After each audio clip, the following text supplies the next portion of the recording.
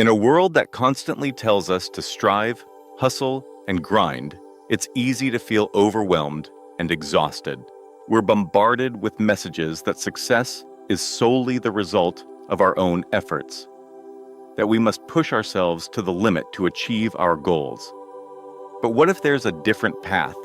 A path that requires less struggle and more surrender. Today we're exploring a profound concept: God only acts. It's an idea that challenges our conventional notions of success and invites us to accept a new paradigm of effortless results.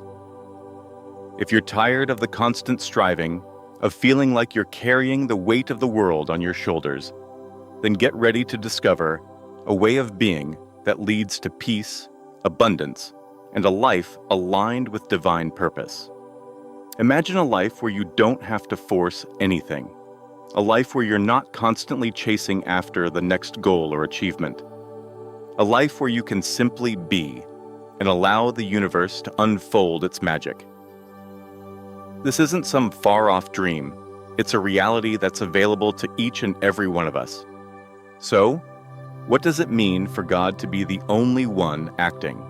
And what is our role in this process? These are important questions, and we'll look into them as we journey together. But before we can fully grasp this concept, we need to understand why our relentless pursuit of control might be the very thing that's hindering us from receiving the blessings that are rightfully ours.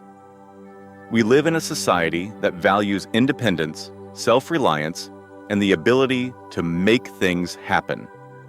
We're taught from a young age that we're the masters of our own destiny, that we have to take charge and make our dreams a reality. And while it's true that we have free will and the power to make choices, there's also a deeper truth that often gets overlooked. We're not in control of everything. The more we try to control, the more frustrated and exhausted we become. We try to micromanage every aspect of our lives, from our careers and relationships to our health and finances. We worry about the future, obsess over the past, and try to manipulate every situation to fit our desired outcome. But the harder we try, the more we realize that life has a way of throwing us curveballs. This illusion of control can be a major source of stress and anxiety. It keeps us stuck in a cycle of striving and grasping, never fully satisfied with what we have. It also prevents us from opening ourselves up to the possibility of something greater. So, what's the alternative? The alternative is to surrender, to let go of our need to control and to trust in a higher power. To acknowledge that there's a force at work in the universe that's far more intelligent and powerful than our own limited minds. Surrendering doesn't mean giving up or becoming passive. It means recognizing our own limitations and acknowledging that there's a greater wisdom at play. It means allowing ourselves to be guided by a force that knows what's best for us, even if we don't always understand it at the moment. When we surrender to God, or whatever higher power you believe in, we open ourselves up to a whole new world of possibilities. We release the burden of trying to do everything ourselves, and we allow ourselves to be carried by a force that's far more capable than we are. This doesn't mean that we don't have a role to play. In fact, our role becomes even more important when we surrender. We become co-creators with the divine, working in partnership to manifest our highest potential. But this partnership isn't about us dictating the terms. It's about listening, trusting, and allowing the universe to guide us towards our highest good. Now you might be wondering, what does God's action even look like? How does it show up in my life? It's a valid question, and the answer can be different for everyone. For some, it might be a series of seemingly miraculous events that lead them to their desired outcome. For others, it might be a subtle shift in perspective, a new opportunity that arises, or a feeling of peace that washes over them. God's action isn't always loud or obvious. It's often quiet and gentle, working behind the scenes to orchestrate events in our favor. It's the whisper of intuition that guides us towards the right decision. It's the unexpected encounter that opens a new door. It's the feeling of synchronicity that tells us we're on the right path. The key is to be open to these subtle signs and signals, to trust that even when things don't seem to be going our way, there's a divine plan unfolding, to have faith that even in the midst of chaos and uncertainty, God is working for our good. This brings us to the concept of divine timing. You see, God's timing is rarely our timing. We often want things to happen on our schedule, according to our own desires. But the truth is, there's a perfect timing for everything. And when we try to force things to happen before their time, we often end up creating more resistance and struggle. When we surrender to divine timing, we let go of our need to control the outcome. We trust that everything is happening exactly as it should, even if we don't understand it at the moment. We release our attachment to a specific timeline and allow ourselves to be guided by the flow of life. This can be a challenging concept to grasp, especially in a society that values speed and efficiency. But when we accept divine timing, we open ourselves up to a whole new level of peace and tranquility. We no longer feel the need to rush or push. We can relax and enjoy the journey, knowing that everything is unfolding perfectly. So, how do we align ourselves with this divine timing? How do we become conscious co-creators with God? The answer lies in a few key principles. First, we must learn to discern God's guidance. This can come in many forms, from a quiet inner knowing to a chance encounter with a stranger. It might be a book that falls open to the perfect page, a song that plays on the radio at just the right moment, or a dream that reveals a hidden truth. Prayer is a powerful tool for connecting with God and receiving guidance. When we pray, we open ourselves up to the wisdom of the universe and allow ourselves to be led by a force that knows what's best for us. Meditation is another way to quiet the mind and tune in to our inner guidance system. Intuition is also a key component of discerning God's will. It's that gut feeling, that inner voice that tells us what's right for us. It's not always easy to trust our intuition, especially when it goes against what our logic or intellect is telling us. But when we learn to listen to that still, small voice within, we open ourselves up to a wealth of wisdom and guidance.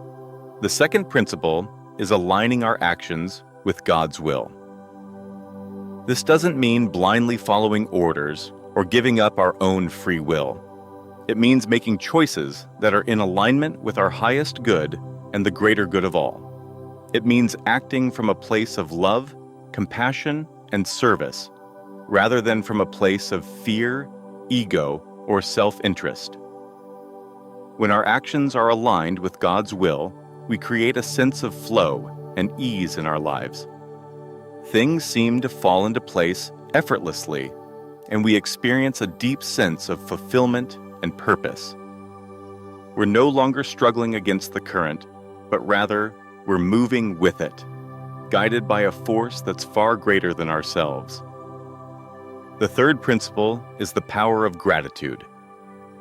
When we express gratitude for the blessings in our lives, we open ourselves up to receive even more. Gratitude is a powerful magnet for abundance, and it shifts our focus from what we lack to what we have. This doesn't mean that we should ignore the challenges or difficulties in our lives. It means that even in the midst of adversity, we can find something to be grateful for. It might be the support of a loved one, the lessons we're learning, or the opportunity for growth and transformation. When we cultivate a spirit of gratitude, we create a ripple effect of positivity that extends far beyond ourselves. We attract more abundance, joy, and love into our lives, and we inspire others to do the same. But gratitude isn't just about saying thank you. It's about truly feeling the appreciation in our hearts. It's about recognizing the abundance that already exists in our lives, even if it's not in the form we expect. When we cultivate a deep sense of gratitude, we shift our vibration to a higher frequency, attracting even more blessings into our lives. Now, as we open ourselves to the flow of divine grace, it's important to address the inevitable obstacles that may arise. You see, even with the best intentions, we often have blocks that prevent us from fully receiving the blessings that God has in store for us. These blocks can take many forms, from limiting beliefs and negative emotions to past traumas and unresolved conflicts. Limiting beliefs are those thoughts and ideas that hold us back from achieving our full potential. They're often deeply ingrained in our subconscious, whispering doubts and fears that undermine our confidence and sabotage our efforts. These beliefs can sound like, "I'm not good enough," "I don't deserve success," or "It's too late for me to change." Negative emotions such as fear, anger, and resentment can also create energetic blocks that prevent us from receiving God's grace. These emotions act like dark clouds that obscure our vision and prevent us from seeing the light of our own divine nature. Past traumas and unresolved conflicts can also create blockages in our energy field, making it difficult to move forward and accept new possibilities. But here's the good news. These blocks are not permanent. They can be identified and released, allowing us to fully open ourselves to the flow of divine love and abundance. One way to do this is through self-reflection and introspection. Take some time to examine your thoughts and beliefs and identify any that are holding you back.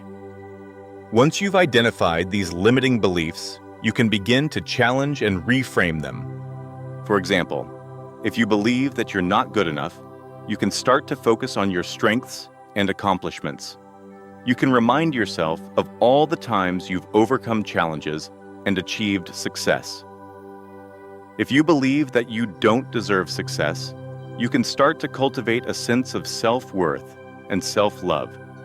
You can remind yourself that you are a unique and valuable individual, worthy of all the good things that life has to offer. Another way to release resistance is through forgiveness. Forgiveness is not about condoning or excusing someone else's behavior. It's about freeing yourself from the burden of anger and resentment. When we forgive others, we release the negative energy that's been holding us back, and we open ourselves up to healing and transformation. Forgiveness can be a challenging process, but it's an essential step on the path to spiritual growth. It's also a powerful act of self-love, as it allows us to let go of the past and move forward with a lighter heart and a clearer mind. When we release resistance, we create space for God's grace to flow into our lives. We become like empty vessels, ready to be filled with divine love, abundance, and healing.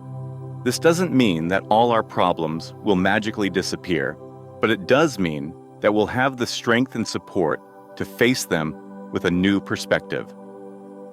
As we open ourselves to God's grace, we become more aware of the miracles that are constantly unfolding around us.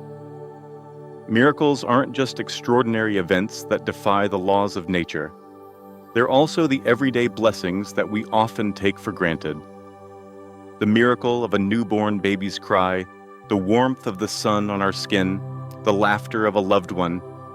These are all expressions of God's love and grace. When we open our eyes to see them, we realize that our lives are filled with miracles. Of course, there are also those extraordinary events that seem to defy all logic and reason. Stories of spontaneous healings, unexpected encounters, and seemingly impossible situations that turn around for the better. These stories remind us that anything is possible when we surrender to God's will and open ourselves to the power of divine intervention. Miracles are a testament to the infinite possibilities that exist when we let go of our limited beliefs and trust in a power greater than ourselves. They're a reminder that we're not alone on this journey, and that we're always supported and guided by a loving force that wants only the best for us. Accepting miracles is about cultivating a sense of awe and wonder for the world around us. It's about recognizing the interconnectedness of all things and seeing the hand of God in every aspect of our lives. It's about opening our hearts to the possibility of magic and allowing ourselves to be surprised by the unexpected. When we accept this mindset, we open ourselves up to a life of ease, joy, and effortless abundance. We no longer have to strive and struggle to make things happen. Instead, we can relax into the flow of life, trusting that God is working through us to create something truly magical. This doesn't mean that we become passive observers, simply waiting for things to happen. On the contrary, when we align with God's will, we become active participants in the creative process. We become co-creators, using our unique gifts and talents to bring our dreams to life. But here's the key difference. We're no longer doing it alone. We're working in partnership with the divine, drawing upon a source of wisdom and power that's far greater than our own. This partnership is a dance of surrender and action, of allowing and doing.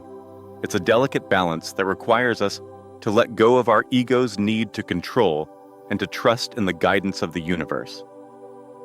When we master this dance, we tap into a limitless source of creativity and inspiration. We're no longer limited by our own fears and doubts, but rather, we're empowered by the infinite possibilities that exist when we align with God's will. Co-creating with God is about more than just achieving our own personal goals. It's about using our gifts and talents to make a positive impact on the world.